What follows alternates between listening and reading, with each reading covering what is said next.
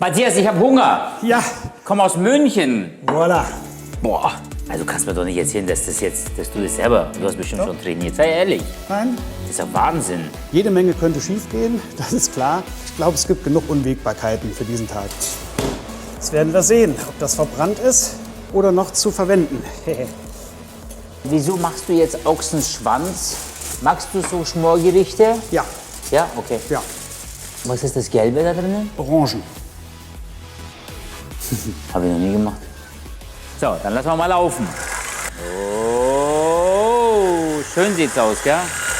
Schon fertig? Ich ja, aber der Ochsenschwanz? Perfekt. Chico!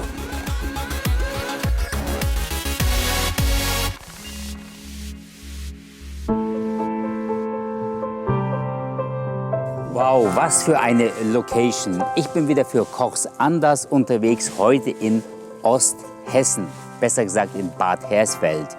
Und mein heutiger Gastgeber, der Matthias, der hat gesagt, du musst unbedingt die Stiftsruine anschauen. Und hier finden die berühmten Festspiele statt. Ich stehe hier auf der Theaterbühne, die wird jetzt gerade aufgebaut. Und da unten werden dann 1400 Personen sitzen und das alles genießen. Ali hatte das große Glück, dass er überhaupt beim Aufbau in die Stiftsruine durfte. Möglicherweise öffnen sich alle Türen, wenn Ali kommt.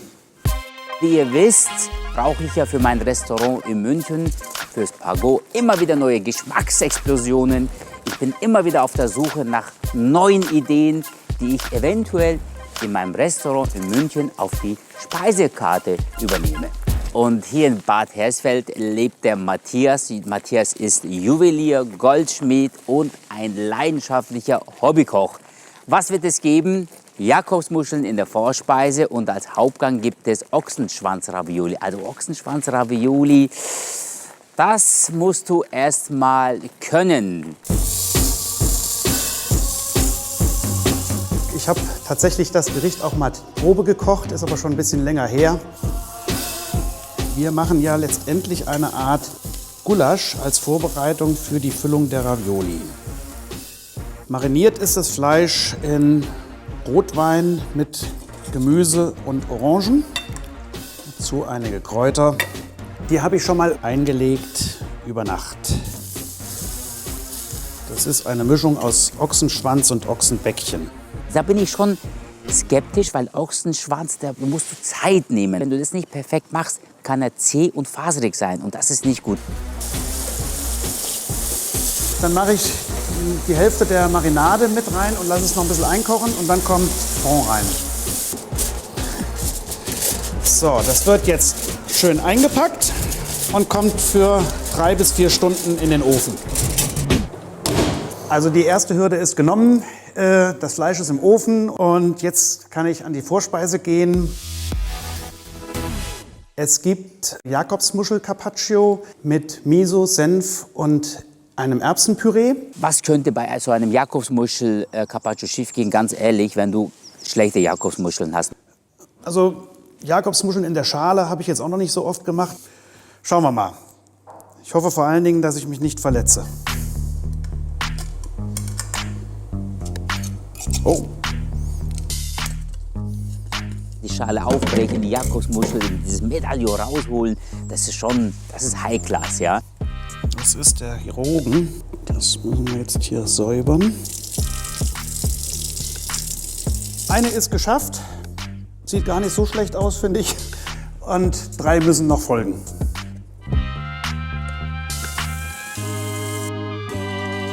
Man kann sich auch als Goldschmied durchaus verletzen. Mir ist das in meiner Ausbildung gleich mehrfach passiert, dass ich mir entweder in den Finger gesägt habe oder mit dem Hammer draufgekloppt habe. Ich bin mit Verletzungen an den Fingern vertraut. Ich freue mich auf Matthias und ich bin mir sicher, er kann kochen. Also ich glaube, diesmal muss ich mich wirklich anstrengen. Hi! Hallo, Herzlich willkommen. Ich bin der Matthias. Ich bin der Adi. Grüß Hallo. dich, mein Lieber. Grüß dich. Hallo. Eine schöne Privatküche hast du hier, du. Nee, das ist nicht die Privatküche, die wird in Corona-Zeit ein bisschen zu klein. Aber hier bin ich auch sehr häufig bei Kochkursen schon gewesen. Aber jetzt mal ganz ehrlich, ne? So eine Location, du kannst nur gut kochen. Also alles andere akzeptiere ich nicht. Ich heiße Matthias Laufer-Klitsch, bin geboren in Bad Hersfeld, lebe hier und bin gelernter Goldschmied und leite hier das Familiengeschäft in 4. Generation. Die Diamanten außenrum sind verkehrt herum, bottom-up gefasst, genauso wie in Ihrem Ring. Goldschmied bin ich geworden, weil ich es wollte. Meine Eltern haben mir eigentlich eher abgeraten sogar, aber letztendlich bin ich ja groß geworden auch mit dem Unternehmen. Und ich habe im Alter von 16, 17 Jahren für mich eigentlich beschlossen, das möchte ich machen. Wenn ich ein Schmuckstück selber entwerfe, beginnt das nicht selten mit einem Edelstein. Und so entsteht dann irgendwann eine Zeichnung, die dann als Grundlage für die Goldschmiede dient.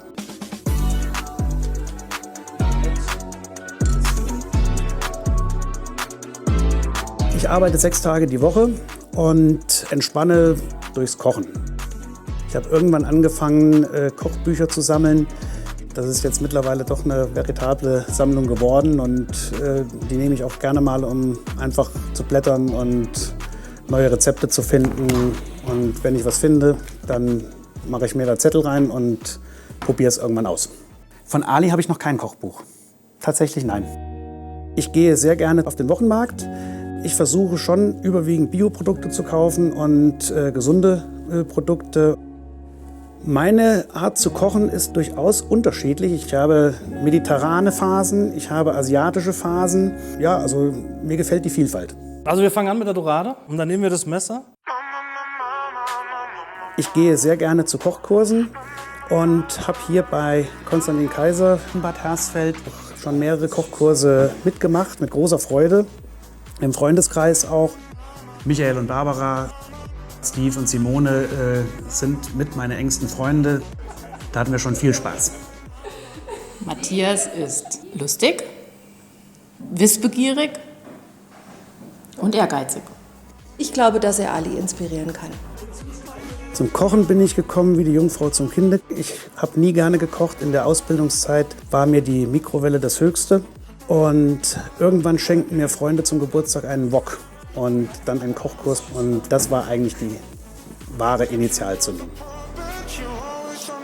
Ich hoffe natürlich, dass Ali das Gericht, das ich koche, auch schmeckt, weil ich denke, es ist durchaus ein bisschen ungewöhnlich und nicht so alltäglich. Jetzt ist der Druck schon hoch. Also ich gebe offen zu, dass ich aufgeregt war, weil ich habe sowas ja natürlich noch nie gemacht, weder im Fernsehen noch schon gar nicht vor einem Sternekoch. Ja, ich war aufgeregt. Aber das gibt ihm Kraft. Das spornt ihn an. Da bin ich mir ziemlich sicher. Ich glaube, den Druck machst du dir selber. Ich habe dir ein kleines Geschenk mitgebracht. Vielen Dank. Ich habe gehört, du sammelst ja Kochbücher. Das stimmt. Ich glaube nicht, dass du das schon hast. Nein, habe ich nicht. Vielen Klein, Dank. aber fein. Sehr schön. Zuwachs für die Sammlung. Klasse. Ja. Dankeschön. Ich habe mir gedacht, als kleinen Appetizer vor der Vorspeise habe ich hier quasi als Gruß aus der Goldschmiede eine kleine Goldkugel. Das war natürlich kein echtes Gold, das war goldfarbene Lebensmittelfarbe. Und jetzt einfach nehmen und Einfach essen. nehmen. Einfach Was nehmen ist das? und essen. Das ist Gänseleber in Schokolade mit altem Balsamico. Hast du selber gemacht? Auch die Füllung? Oder ist ehrlich? Ja. Die Idee mit der Schokolade ist gut. Und hinten raus kommt dann hier Balsamico raus. Ne? genau, Ein bisschen was ja. Leichtes bringt es so ne? in sich. Schön. Goldfinger. Also er hat mir nie den Eindruck gegeben, dass er unter Strom steht. Und das ist immer ein gutes Zeichen, wenn einer das Gefühl gibt, hey, ich bin entspannt. Matthias, ich habe Hunger. Ja, Komm aus München. voilà. Bitte sehr. Ey, das sieht ja mega aus. Also kannst du mir doch nicht erzählen, dass du das selber, du hast bestimmt schon trainiert, oder? Nein. Im Sternekoch. Nein. Sei ehrlich. Nein. Das ist ja Wahnsinn. Ich glaube, er hat die Nacht davor sehr wenig geschlafen. Und er wird alles noch mal genau in Gedanken durchgegangen sein, damit ihm heute kein Fehler passiert. Ja, guten Appetit. Guten Appetit. Also eins kann ich dir sagen, ich werde morgen nicht so aufwendig anrichten. Dann gab es die Vorspeise und ich wollte wissen, wer sie gemacht hat. Angefangen habe ich mit frischen Jakobsmuscheln, die dann zum Carpaccio aufgeschnitten. Das Ganze wurde mariniert mit Olivenöl und Limettensaft. Als nächstes habe ich die Miso-Senfpaste gemacht. Da wird Miso-Paste mit Senf, etwas Honig und etwas Ahornsirup verrührt. Das Gericht ist aus 2 meiner Kochbücher zusammengestellt.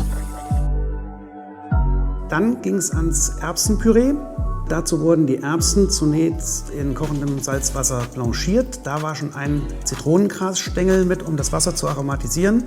Parallel habe ich in der Pfanne Schalotte angeschwitzt mit Butter. Da kamen dann die Erbsen, nachdem sie abgegossen wurden, rein. Und dann habe ich alles zusammen püriert. Noch ein bisschen abgeschmeckt mit Salz. Und abschließend habe ich dann in Pflanzenöl die Kapern frittiert. Das Öl muss sehr, sehr heiß sein, damit die dann tatsächlich richtig aufpoppen und dann hat man wie so kleine Blüten. Dann habe ich die Jakobsmuscheln ganz leicht im Ofen noch mal für 3 bis 5 Minuten temperiert, dass die so lauwarm waren und so leicht angegart. Ich hatte doch den Ehrgeiz, dass da der Teller irgendwie ordentlich rüberkommt und da habe ich gemerkt, dass ich doch etwas zittere mit der Pinzette. Sehr intelligent vorgegangen. Also zum Beispiel hier beim Erbsenpüree fehlt ein bisschen Salz, aber du hast ja die Kapern Ja. und die sind ja würzig. Genau. Und wenn du aber zusammen das alles isst, ist total in sich stimmig. Lange nicht so gute Jakobsmuscheln gegessen. Oh, Dankeschön. Also es ist zum Beispiel wirklich eine Vorspeise, die könnte man auch in einem Sterne-Restaurant servieren.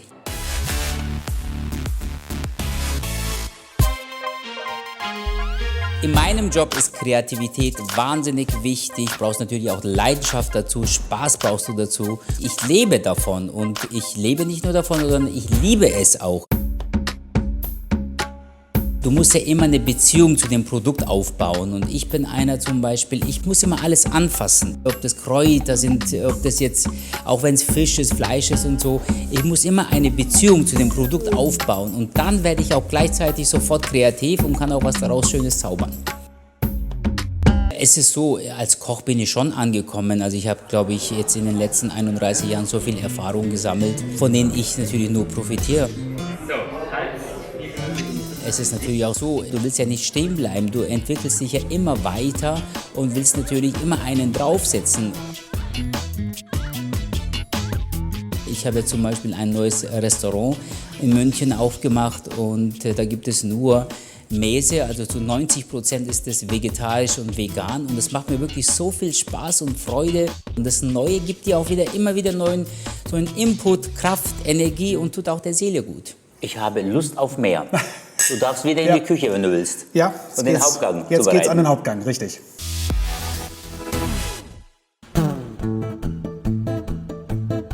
Jetzt machen wir einen Teig. Das ist jetzt der Ravioli-Teig für den Hauptgang. Und als Hauptgang soll es geben Ochsenschwanz-Ravioli mit einem Orangen-Rindfleischjus und geschmortem Lauch mit einer Pinienkern-Vinaigrette. So. Magst du so Schmorgerichte? Ja. Ja, okay. Ja. Was ist das Gelbe da drinnen? Orangen. Aha, habe ich noch nie gemacht. Ich sehe schon, du bist ein ganzer feiner Typ, ne? Mit der Pinzette und so. Ich hätte es jetzt anders gemacht. Wie hättest du es gemacht? Ja, irgendwie so mit so einem Schaumlöffel rein und rausholen. Ja gut, die Pinzette ist tatsächlich auch eines meiner Utensilien. Also Ja, ne? Insofern bin ich es wahrscheinlich wirklich gewohnt. Über die Pinzette habe ich geschmunzelt, weil das so ein bisschen so in die Schickimicki-Richtung geht. Aber ich weiß auch durch seinen Job, da wird er auch mit sehr vielen Pinzetten arbeiten müssen. Und wenn du in der Küche fein kochen willst, dann brauchst du das auch. Kochen und so Goldschmied oder Juwelier, wir haben beides viel gemeinsam, gell? Es fängt auch an mit Beschäftigung mit edlen Materialien. Also Ja, hast du recht. Lebensmittel. Hochwertige Lebensmittel sind auch Ja. sehr teuer, Genau. muss man auch sagen. Und dann in der Tat die Kreativität, dass man, wie richtet man was her, wie sieht ein Teller aus oder so. Hast du auch mal bei Kochshows so mitgemacht? Nein, also das ist jetzt wirklich hier Premiere. Ich koche eigentlich ja wirklich nur für mich selbst und wirklich nur als Hobby und für Freunde mal. Kann ich dir irgendwie helfen, mein Lieber? Beim Zerpflücken des Fleisches. Wo ist denn deine Pinzette? Das mache ich dir schnell. Gib mal her. Fertig, fertig, fertig. Super sieht das Fleisch aus, Matthias. Fertig. Ganz schon viel Fett oben drauf, ne? Bitte? Ja. Ganz schon viel Fett drauf. Wo ist die Kelle? Du hast so eine Kelle da. gehabt. Genau, dann kannst du hier so reingehen und von oben das Fett so wegnehmen. Das nennt man degressieren. In der Fachsprache, genau, degressieren. Es war ausgesprochen spannend, mit Ali zu kochen. Also natürlich merkt man dann sofort, wie da jeder Handgriff sitzt und wie alles viel leichter von der Hand geht. Ich finde das wunderbar, weil so Entfetten ist nicht meine Kernkompetenz. Es hat großen Spaß gemacht, weil er das Ganze so unprätentiös rübergebracht hat und nicht von oben herab oder belehrend oder so, sondern war schön. Spinat ist schon geputzt? Ja, wir haben einen Babyspinat, den man nicht extra putzen muss. Sollst du das jetzt abmessen, oder was? Ja, so 200 Gramm brauchen wir. Ey, brauchst du nicht abmessen, das kann ich dir so auch geben. Dann reingeben. gib's mir so. Gib mir die Schüssel, komm, wir machen mal jetzt. So. Warte mal. Er ist dann so fest strukturiert, dass er sagt, okay, ich muss das machen und dies machen und so weiter. Das ist halt der Unterschied zwischen einem Hobbykoch und einem Profikoch. Ja? Also wir kommen schneller an unser Ziel, wo die anderen noch ein bisschen so den weiten Weg nehmen. Aber das hat nur mit Erfahrung was zu tun. Das sind 208 Gramm. Na, liebe Kamera, weg! Jetzt habe ich 208. Aber 200 brauchen wir. Genau 200. Passt. Perfekt, vielen Dank.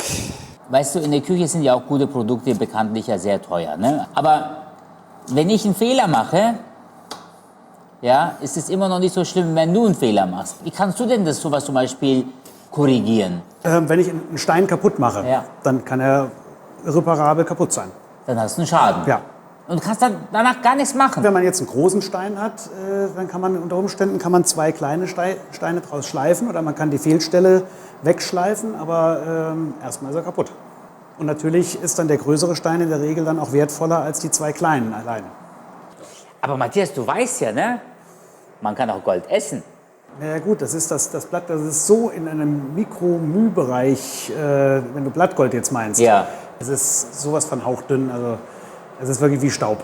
Blattgold habe ich auch schon mal verarbeitet. Es war sehr dekadent mit weißem Trüffel und noch ein bisschen Blattgold obendrauf. Das habe ich schon mal gemacht, aber das habe ich lange nicht mehr gemacht. Es gibt ja Restaurants oder Kollegen von mir, Ja. die da irgendwie ein Steak in Gold einwickeln. Aber da halte ich ehrlich gesagt nicht wirklich was von. Das ist irgendwie, Das ist eigentlich nur Show. Das das weiß ist ich. Show und Shishi. Also das, muss ich sagen, ist nicht meins. Ich sehe einfach den Sinn darin nicht mehr. Man verändert sich ja auch und ist auch gut so. Jetzt mache ich hier den Spinat, der dann mit dem Fleisch die Füllung für die Ravioli gibt.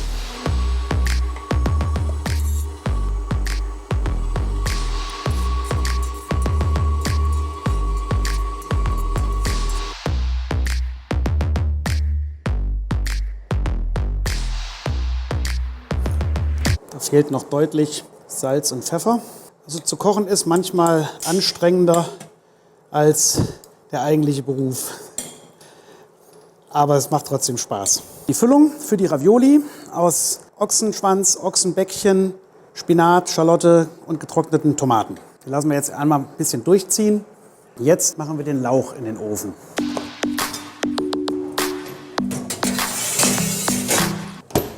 Jetzt geht es im Grunde genommen an den Teig. Der ist aber schön, dein Teig, du. Schön gelb. Genau. Wenn du die Eigelbe ein bisschen einsalzt und so eine halbe Stunde, dreiviertel Stunde ruhen lässt, ja, das gibt auch nochmal zusätzliche Farbe. Ach ja, Ja. Du musst mir sagen, wie dünn du es haben möchtest, ja? ganz dünn, Ganz dünn. ganz dünn. Ein Hauch von Teig. Ja. Ich war sehr dankbar, dass er mir gerade mit dem Nudelteig geholfen hat, weil ich hätte das sicherlich auch hinbekommen, aber wahrscheinlich in der dreifachen Zeit. Ich wollte mir einfach mal zeigen, wie wir Profis das so richtig machen und ich glaube, so konnte ich ihn auch ein bisschen beeindrucken. Oh, schön sieht's aus, ja?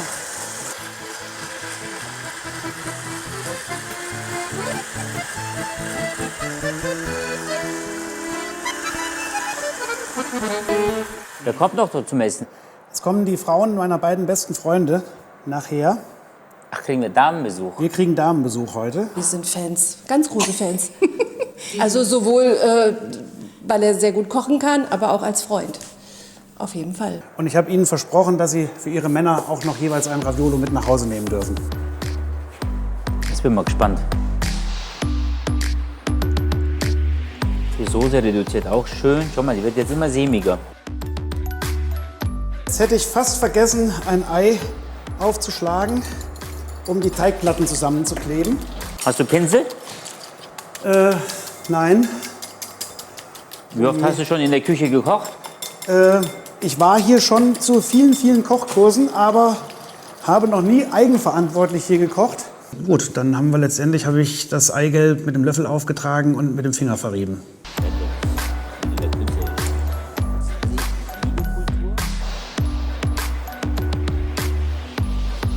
Die sind hauchdünn. Matthias, Ja, du Maschine, du. Du musst aufpassen, ne? Wenn der Teig trocken ist, ne? Kann das auch reißen. Und dann nimmst du es halt nochmal in die Hand. Und vorsichtig. Und dann kannst du nochmal so ein bisschen nachhelfen. So, das ist halt richtig. Ne? Das Schlimmste ist es, wenn die aufgehen. Ne? genau, Das ist eine große Katastrophe. das stimmt. Und dann hier so auf bemehltes. So, 2, 4, 6, 8, 10. Perfekt. Chico.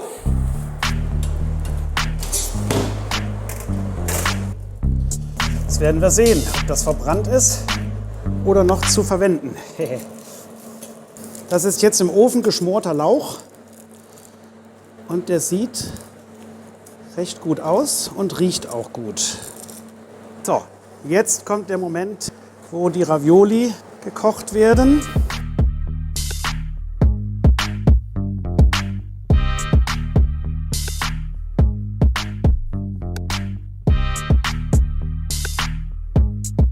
Olivenöl, Balsamico, Pinienkerne. Und Pinienkernöl. Soll ich schon servieren? Nein, nein, nein, nein, Was fehlt da nein. noch? Die Soße. Die hat aber einen super Glanz. Ja, der hat ja lang genug Wahnsinn. jetzt vor sich hingeköchelt. Das Schlimmste, was Matthias passieren könnte, wäre, dass es uns nicht schmeckt, was er kocht. Hallo Ladies. Hallo. Ich bin der Ali. Das ist Simone, das ist Barbara. Das waren die Ehefrauen von seinen besten Kumpels, die leider nicht konnten, die mussten ja arbeiten. Und Simone und der Barbara, die haben unseren Tisch geschmückt. Was war schön. Hallo. Hallo, herzlich willkommen, schön, dass ihr da seid. Es fehlt noch was, es fehlt noch was. Was ist das denn? Das ist meine Pfeffermühle, meine private. Die haben wir dir geschenkt. Das ist richtig. Ach so, Ja. okay. Die ist ja fast so groß wie ich. Ja, schön, dass ihr da seid. Santé. Ich hoffe, bleibt mir gewogen. Ja, sieht sehr lecker aus. Jetzt lasst uns mal das gute Essen. Ja, guten Appetit. probieren. Ja, Ochsenschwanz Raviolo mit geschmortem Lauch und Pinienkernen. Vinaigrette. also wenn ich es nicht besser wüsste, hätte ich jetzt beim ersten Bissen gedacht, das ist ein Stück Spargel. Der Lauch, Der Lauch. ist so weich. Sehr, sehr lecker. Es schmeckt sehr gut, Matthias. Nun, Kritikpunkt habe ich. Ja. Es ist einfach zu wenig auf dem Teller. Vor allem von der Soße. Also die ist wirklich köstlich. Super. Schmeckt mir sehr gut. Das freut mich. Das hat mich wirklich sehr beeindruckt. Ich bin schon auch ein Perfektionist. Ja. Was habt ihr an dem Teller jetzt vermisst? Also vermisst habe ich gar nichts. Es war sehr lecker. Ich bin eigentlich überhaupt kein Lauch-Fan, aber ich war überrascht. Also er hat mir richtig gut geschmeckt, vor allem, weil er so diese süße Komponente hatte. Da ich ein großer Soßenfan bin, muss ich wirklich sagen, die Soße war für mich das absolute Highlight, auch wenn die Ravioli vielleicht komplizierter in der Herstellung sind. Also Ravioli kenne ich ja schon von dir und also da ist die Latte schon immer hochgesteckt beim Matthias und die war wirklich hervorragend. Ja, Ravioli macht er gerne, hat er gesagt. Ne? Ja. Ja. Vielen Dank. Wirklich, Dank. ich meine das jetzt ernst. Ja, danke schön. Boah, jetzt muss ich echt Gas geben morgen. Weil du auch einfach so ein sehr viel Feingefühl hast. Du kannst sehr sicher abschmecken. Du denkst den nächsten Schritt schon und so. Aber ich nehme die Herausforderung gerne an. Chaka. Tschakka. Ich wollte komplett in die andere Richtung gehen, mehr in die orientalische Richtung gehen und einige Komponenten von Matthias übernehmen, aber trotzdem was ganz anderes servieren. Am nächsten Morgen habe ich nicht sofort eingekauft. Diesmal war es ein bisschen anders, weil ich ja mit Ochsenschwanz arbeiten muss. Den Ochsenschwanz, den hat mir der Matthias besorgt. Knoblauch kommt jetzt noch dazu. Zwiebeln, Karotten, Sellerie, etwas Tomatenmark gebe ich dazu. Ein bisschen Gewürz dazu. Das ist Ras El Hanout, eine Gewürzmischung aus Marokko. Nehmen dann Prise Zucker und ein bisschen Sternanis gebe ich noch dazu. Jetzt nehme ich etwas Geflügelfond. Boah. Jetzt lege ich das Fleisch rein. So, Deckel drauf und bei so, ich würde mal sagen, so 150, 160 Grad, je nachdem 2 bis 3 Stunden, wird es im Ofen schön gegart. So, der Ochsenschwanz ist jetzt im Ofen und ich treffe mich jetzt mit Matthias und gehe schön ein Käffchen trinken. Jacke ist auch da.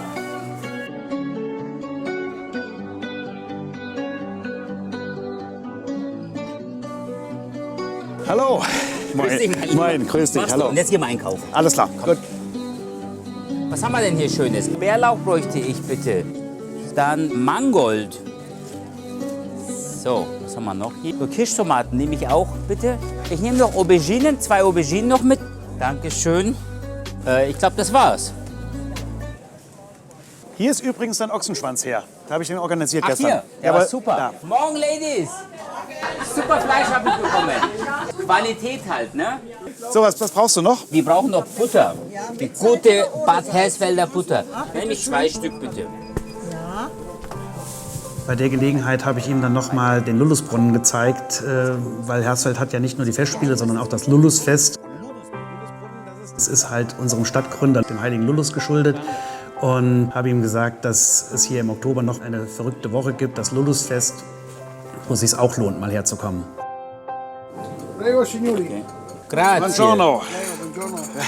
Danke dir. Was ist denn? Ist das Geschäft zum Beispiel in den letzten Jahren eher zurückgegangen oder? Es hat sich komplett gewandelt. Es ist höherwertiger geworden. Also mir macht es einen großen Spaß. Ich wollte nichts anderes machen. Also, 2 sehr feinfühlige Menschen.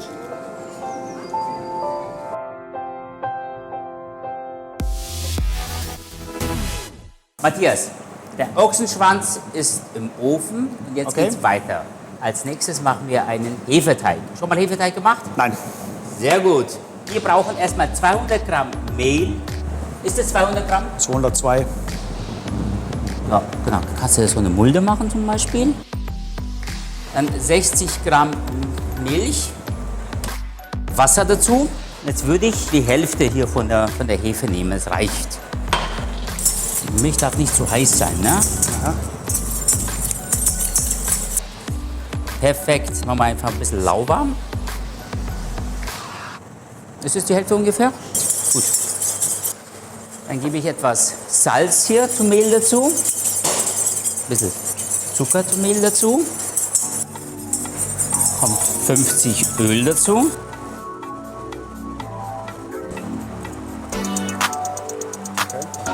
So, und ich blanchiere jetzt die Tomaten.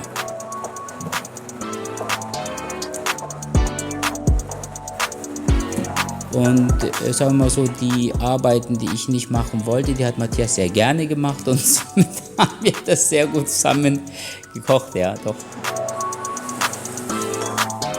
Am schönsten mit Ali war eigentlich das gemeinsame Kochen, fand ich. Also so wie er mir geholfen hat und wie er mich auch eingebunden hat in sein Gericht, also das fand ich ausgesprochen schön.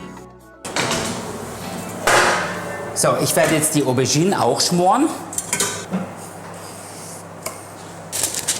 Was bereiten wir hier eigentlich zu? Stimmt, du weißt es doch gar ich, nicht, gell? ich mache hier nur einzelne Schritte und weiß nicht, was ich tue. Das ist gut. Das ist die beste Einstellung. Einfach arbeiten und nicht wissen, was wir machen. Wir machen Poğaça. Schon mal gehört, Poğaça? Nein. Pirogen kennst du, ne? Ja. Und da gibt es auch in der Türkei, nur die nennen sich Poğaça. Dann macht man einen Hefeteig und dann kann man die füllen, entweder mit, also vegetarisch mit Kartoffeln oder mit Käse oder mit Fleisch, so wie wir es jetzt machen. weißt du? Und ich habe mir gedacht, wir machen dazu einen Ayran, einen Gurken-Ayran. Ayran kennst du doch, oder? Nein. Joghurtgetränk aus der Türkei. Kennst du das nicht? Nein. Okay, du gehst sehr selten in Dönerläden, wie ich es merke. Also es ist so eigentlich so ein Nationalgericht, Getränk der Türkei, ne? Ayran. Aha. Joghurt und Wasser eigentlich, Joghurt, Wasser und Salz. Und ich tue das immer ableiten. Ich mache meistens einmal Tomate rein, mal Melone, mal Gurke. Okay. Ne? Und das trinkt man dazu. Ja? Und dann gibt es noch eine geschmorte Aubergine. Und dann machen wir noch einen Bärlauchjoghurt dazu, ein bisschen. Aha. Ja, ein bisschen so mixen, ne? Aus orientalischen, sage ich jetzt mal, türkischen Köstlichkeiten. Weil ich will nicht das kochen, was du gestern gemacht hast. Weißt du, das war schon so, die Messlatte ist so hoch, da kann ich eh nicht mithalten. Ja. Doch! Na, ich wollte jetzt nicht nochmal Ravioli machen. Und die Aubergine tun wir jetzt einfach schön schmoren. Oh, alleine schon wieder riecht, ne? So, Matthias, Tomaten sind fertig. Ja. Jetzt tun wir sie würzen. Hier Thymian, Rosmarin, einfach so locker drauf. Knoblauch auch. Okay. Ich mache mal bei Tomaten immer Prise Zucker dazu. Salz und reichlich Olivenöl. Das macht gar nichts. Ne? Die Zuschauer denken vielleicht, oh, so viel Olivenöl. Ja, aber das Olivenöl müsst ihr ja nicht wegschmeißen. Könnt ihr schön aufbewahren für Dressing, für Pasta, für Fisch und so weiter. Je nachdem, was ihr machen wollt. Perfekt. Gut. So, jetzt machen wir weiter. Das Beste für dich zum Essen. Danke. Du kannst besser in der Hand halten. Und dann einfach so. Natürlich merkt man dann sofort, wie da jeder Handgriff sitzt und wie alles viel leichter von der Hand geht. Das Gemüse schneide ich in der doppelten Zeit oder dreifachen Zeit. So, und ich mache weiter nebenbei. Lieber Matthias, mit unserem Bärlauchcreme. Dann gebe ich ein bisschen Joghurt dazu. Etwas Olivenöl gebe ich dazu. So, und das wird jetzt gleich gemixt. Matthias, ich sehe, du hast wirklich Spaß in der Küche, gell? Ja, Macht dir richtig Freude, ne? Ja, das habe ich. Das sehe ich aber auch. Jetzt geben wir das hier drauf. Das drücken wir jetzt durch. Und das hier, weiß ich bin einer, ich versuche so wenig wie möglich wegzuschmeißen. Ne? Ich bin ein Profikoch, ich weiß, was ich mit dem Rest machen kann. Schau mal. Das ist jetzt hier Fruchtfleisch, das bleibt jetzt übrig. Und das kommt hier zu meinem Bärlauch dazu. Zack, ich habe keinen Abfall, nur die Schalen. Er hat mich durchaus noch dafür sensibilisiert, wie man tatsächlich alle Komponenten auch verwerten kann. Und das ist jetzt hier mein Gurkensaft. Das geben wir hier in die Schüssel für unseren Ayran. Weißt du, wie toll das im Sommer schmeckt? Im Sommer, wenn draußen so 30 Grad ist, 35 Grad, Joghurt dazu und dann draußen schön trinken. Ein bisschen Salz geben wir dazu, ein bisschen Pfeffer können wir noch dazu geben.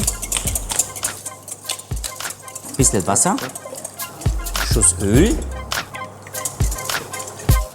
Und das lassen wir einfach mal ziehen. Okay. Lecker, super. So, jetzt holen wir mal die Aubergine raus. Schön sieht's aus. Wunderbar. Oh ja. Gut. Schön weich. Das tun wir einfach mal auskühlen lassen. Jetzt machen wir als nächstes weiter mit dem Mangold.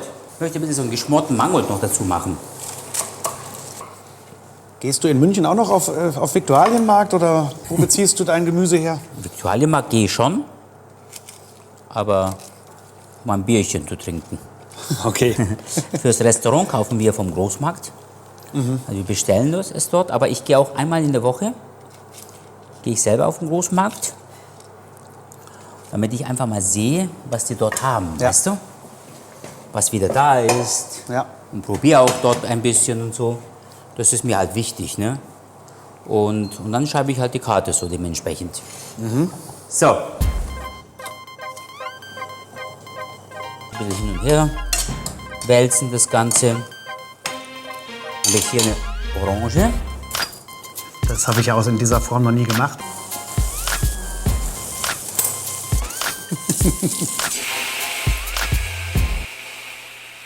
Jetzt schauen wir erstmal nach unserem Ochsenschwanz. Sieht gut aus. Sehr gut. Schon fertig? Ich ja, aber der Ochsenschwanz. Sehr gut. So, jetzt holen wir mal den raus. So, erledigt. Jetzt lasse ich das jetzt ein bisschen einreduzieren. Es ist so, schau mal, Matthias. Die meisten würden jetzt das Gemüse hier wegschmeißen. Ja? Mein Tipp an dich und auch an die Zuschauer, das Gemüse ruhig weiterverarbeiten. Also, jetzt werde ich gleich den Ochsenschwanz auslösen und mit dem Gemüse schön vermischen. Habe ich gleich mehr Masse und ich habe das Gemüse gleich weiterverarbeitet und muss nichts wegschmeißen. Ja. Das nennt man Nachhaltig. intelligentes Kochen.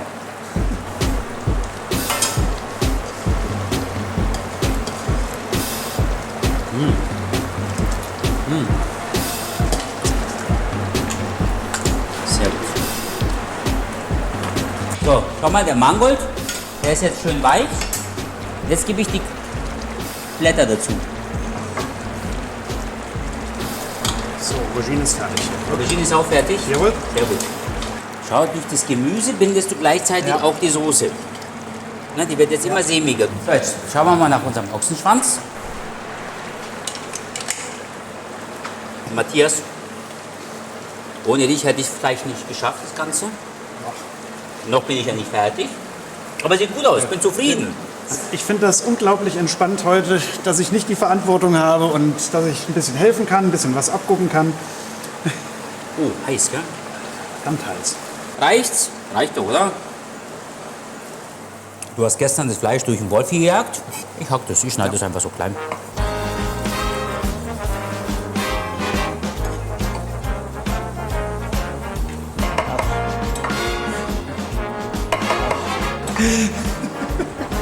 Super.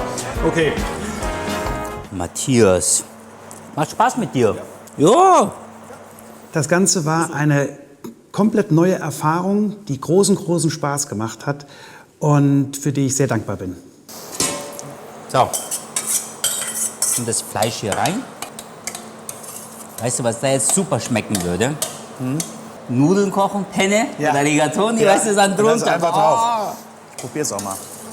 Aber wir müssen noch ein bisschen einreduzieren, der muss noch ein bisschen fester werden. Wow. Was macht man eigentlich als Kochlehrling so als erstes? Meistens ist es ja so, dass die ja immer vorher so Probe arbeiten. 3 bis 5 Tage schauen sich das an, ob sie sich überhaupt das vorstellen können. Ja. Ne? Das muss man wollen. Und dann geht es schon los. Ne? Schneidetechnik. Schneidetechnik, aber du stehst jetzt nicht 8 Stunden da und erklärst ihnen, wie man es schneidet, sondern du erklärst es und dann lässt es dir auch machen. Und dann siehst du, zwischendurch wieder hingehen, korrigieren und solche Sachen halt. Also die Hilfsarbeiten zuerst. Ja. Ich habe ja auch Azubis, ich habe 3 Stück und die müssen richtig mitmachen. Also die kochen auch mit, die dürfen auch richtig mit allen Produkten arbeiten, damit sie ein Gefühl dafür kriegen. Ja. Was ich aber wahnsinnig schlecht finde, ist, wenn die Azubis irgendwo lernen und die nur wirklich Kartoffel schälen, Zwiebel schälen und so weiter. Weil dann haben sie irgendwann keine Lust mehr, dann hören sie auf. Ja. Du musst sie auch machen lassen. Fehler gehören dazu. Ne? Fehler müssen auch gemacht werden, damit sie dazulernen. Und dann werden sie auch gute, sag jetzt mal, gute Köche oder Köchinnen. Bildest du aus? Nein, machen wir gerade nicht, weil wir zu wenig Platz rein räumlich gesehen haben. Lernt man bei euch auch 3 Jahre? 3,5. Oh, warum 3,5? Ja, es ist schon ein anspruchsvoller Lehrberuf, ja. Wir arbeiten ja im Zehntel-Millimeter-Bereich. Ja, Wahnsinn. Also das ist also nicht jetzt, also ein Millimeter ist für einen Goldschmied schon ein Kilometer.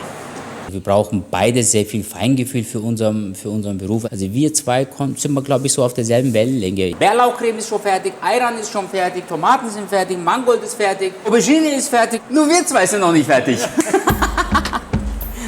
So, Matthias, jetzt holen wir unseren Teig raus. Der ist auch schön aufgegangen.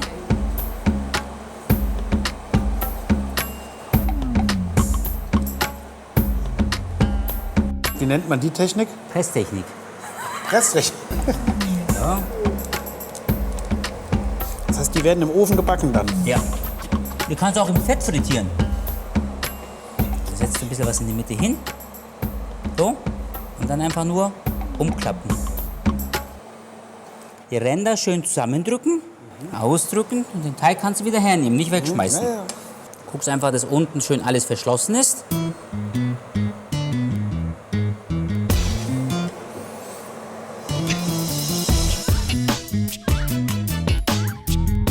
So, mal einfach ein bisschen Sesam drauf. Hell und dunkel. Dann können die Mädels kommen.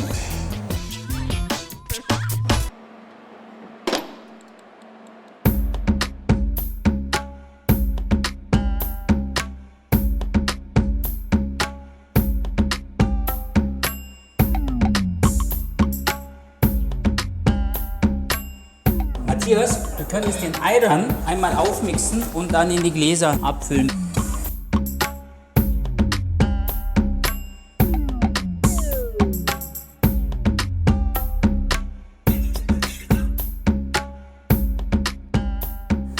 Oh, sehr schön. Dankeschön. So, Ladies, schön, dass ihr da seid. Ja, vielen Dank für die Einladung. Gerne.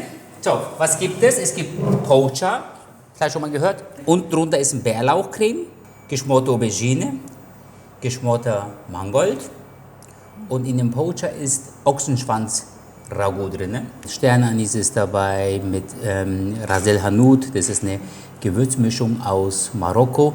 Die Gewürzmischung war so, damals durfte nur der Koch von dem König Ras el Hanout benutzen. Für alle anderen war das verboten. Wirklich. Also, wenn einer das benutzt hat, hat er gleich Todesstrafe bekommen. Achso, und dazu gibt es noch ein Getränk, einen Gurken-Ayran. Ayran kennt ihr bestimmt, oder? Ja. Und wir haben das mit Gurke verfeinert. Guten Appetit. Danke. Vielen Dank. Schön, guten Appetit. Die Messlatte war schon sehr hoch durch Matthias. Bei Kochs Anders haben wir wirklich sehr viele Gäste gehabt. Er war wirklich unter den Top 3. Sehr lecker. Schön würzig. Ist wirklich komplett anders als gestern, gell? Ja, komplett. Komplett. Ja, Gott sei Dank heißt die Sendung Kochs Anders. Das Pocha, das schmeckt sehr interessant. Das ist eine tolle Idee, das mal zu füllen. Und auch in Kombination mit der Soße. Finde ich sehr gelungen. Sehr lecker. Dankeschön. Das darfst du aufnehmen in dein Repertoire. Okay. Zum Nachkochen dann nochmal für uns. Ihr müsst auch mal den Joghurt, also hier am Ayran mal trinken dazu. Am besten in Kombination. Genial. Erfrischend, gell? Total erfrischend, ja. Sehr lecker. Ich finde das lustig, die orientalischen Gewürze mit dem Bärlauch zu kombinieren. Das habe ich so wirklich auch noch nie gehabt. Aber das finde ich eine gute Idee. Ich glaube, ich habe das Thema einigermaßen gut getroffen, was die Komponenten angeht. Absolut. Ich finde, das ist ein Sommeressen und das von Matthias ist eher für die kälteren Tage. Also es hat beides was total Faszinierendes. Aber du kannst mal sehen, im Sommer, wenn du entspannt bist, locker drauf bist, dann denkst du an mich. Und im Winter,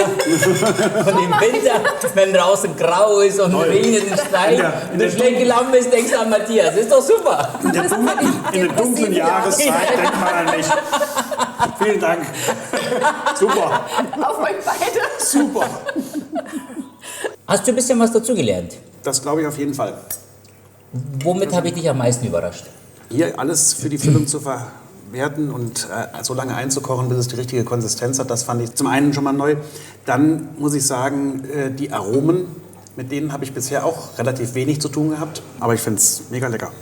Ja, Ali, wie hat dich denn der Matthias inspiriert hier in Bad Hersfeld? Also Matthias hat mich insofern inspiriert, dass er ein sehr leidenschaftlicher Hobbykoch ist. Und auf meiner Inspirationsreise hier in Bad Hersfeld nehme ich mit, dass es wirklich auch Privatmenschen gibt, die sehr, sehr gut kochen und vor allem das Erbsen-Zitronengras-Minzpüree, das hat mich am meisten inspiriert und das werde ich sicherlich in München in meinem Restaurant auf die Speisekarte nehmen.